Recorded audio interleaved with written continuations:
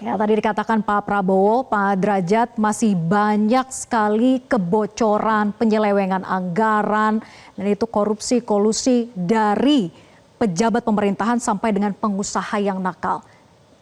Kalau begitu Pak Prabowo memang tahu ada temuan itu di era pemerintahan, lalu bagaimana Pak Prabowo mengantisipasinya? Apakah ini bunyinya adalah peringatan bagi mereka yang akan masuk dalam kabinet Pak Prabowo? Iya, saya rasa itu tema yang selalu disampaikan beliau sejak pertama beliau maju capres di Golkar ya 2004 kalau nggak salah.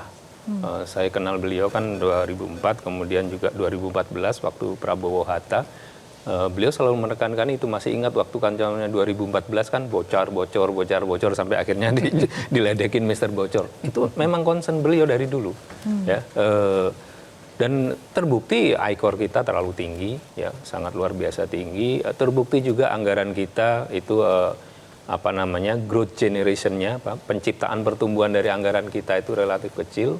Terbukti juga sekarang untuk tahun 2025, ya pendapatan negara kita ditargetkan 3.005 triliun. Itu ada 1.353 triliun harus dipakai untuk bayar utang, baik pokok maupun bunga utangnya 45%. Jadi dengan porsi anggaran seperti itu, mau tidak mau memang anggaran ini nggak boleh bocor. Jangankan bocor 10%, 20%, bocor 1% pun harusnya nggak boleh. Saya sering mengatakan bahwa kita untuk membangun jalan itu dengan anggaran yang sama, itu kalah jauh dibandingkan dengan yang di Malaysia ataupun di Singapura, nggak usah jauh-jauh. Karena bocornya luar biasa, ya.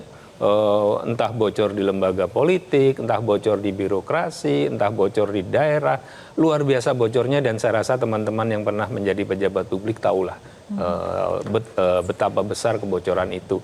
Dan yang saya tahu memang Pak Prabowo akan mempunyai strategi khusus untuk menekan kebocoran itu. Jadi teman-teman yang nanti akan diberi amanat menjadi menteri, ya tolong hati-hati gitu ya. Jadi sudah diperingatkan begitu ya sejak awal. Sudah diberitahu sejak awal.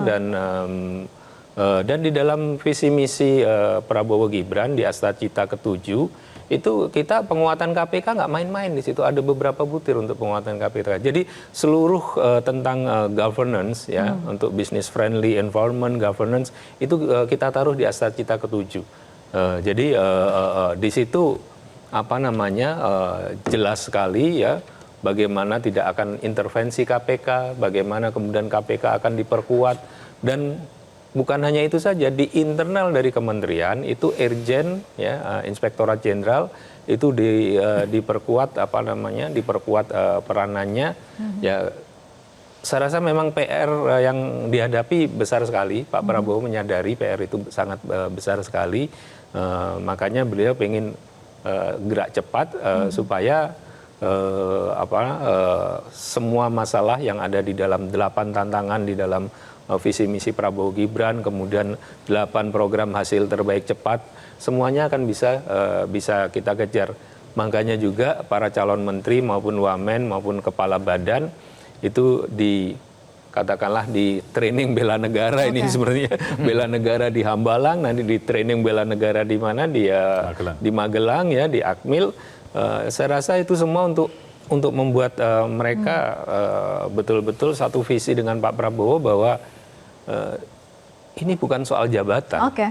Ini adalah soal pengabdian kepada bangsa dan negara. Jadi itu berani mengoreksi diri sendiri, yang Prabowo katakan itu bahwa di kementeriannya nanti pun yang ada di kabinet itu juga harus bersih-bersih kalau begitu. Iya, saya rasa begitu, dan saya rasa teman-teman Gerindra paling berpengalaman lah bagaimana leadership beliau.